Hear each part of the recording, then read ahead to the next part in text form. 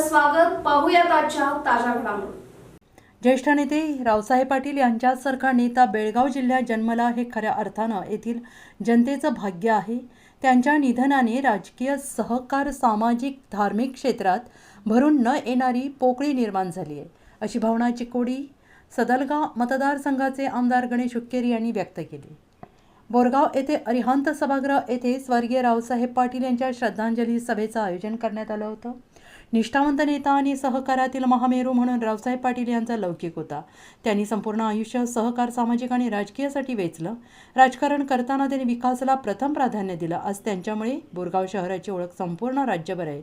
आपल्या राजकीय आणि सामाजिक कामाच्या माध्यमातून त्यांनी प्रचंड जनसमुदाय आपलासा केला होता, असे शेवटी आमदार गणेश हुक्केरी यांनी म्हटलेलं आहे. दादांच्या जाण्यानं सहकार क्षेत्रावरच दुःखाचा डोंगर कोसळला आहे. जनमनाशी त्यांची नाळ जोडलेली होती. कार्यकर्ता हाच केंद्रबिंदू म्हणून त्यांनी आजपर्यंत कार्य केलं आहे. सहकार क्षेत्राला मोठं योगदान दिलेल्या रावसाहेब पाटील यांच्या जाण्यामुळे सहकार क्षेत्राला मोठी हानी झाली आहे, असं मत विद्यमान नगरसेवक अभयकुमार मगदूम यांनी व्यक्त केलं. सामान्य कार्यकर्त्याला ताकद देणं आणि सामान्य कार्यकर्त्यासाठी कुणालाही अंगावर घेण्याची धमक म्हणजे रावसाहेब पाटील होते, असं मत मानकापूर ग्रामपंचायत अध्यक्ष सुनील म्हाकाळे यांनी व्यक्त केलं.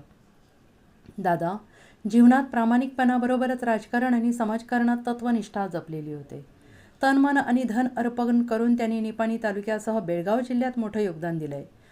पाटील यांच्या जाण्यानं जिल्ह्याची न भरून निघणारी हानी झालेली आहे, असं मत अभियंते राजेंद्र पाटील यांनी व्यक्त केलं.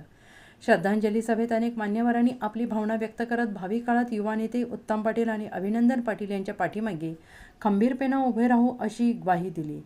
दादांनी अनेक स्वप्न पाहिली होती. यामध्ये अरिहंत हॉस्पिटल, साखर कारखाना, पुत्र उत्तम पाटील यांना आमदार करणे, सहकार क्षेत्रातील त्यांचे सर्वच स्वप्न पूर्ण झालेली असून पुत्र उत्तम पाटील यांना आमदार करणे हे स्वप्न अधुरं राहिले. त्यामुळे भावी काळात सर्वच कार्यकर्ते, नेते उत्तम पाटील यांच्या पाठीशी खंबीरपणे उभे राहून दादांचे स्वप्न पूर्ण करू अशी ग्वाही अनेकांनी यावेळी दिली. PKPSचे CEO RT Chougula Ashok Patil, KRK Shetty, Rajesh कारवेकर, Amol Naik, Shantinath तेरदाळे, RK Shetty, Rajendra बन्ने यांच्यासह अरिहंत परिवारचे सर्व सदस्य, पदाधिकारी, बोरगाव आणि निपाणीचे सर्व नगरसेवक, पंचक्रोशीतील मान्यवर, तालुक्यातील असंख्य कार्यकर्ते उपस्थित होते.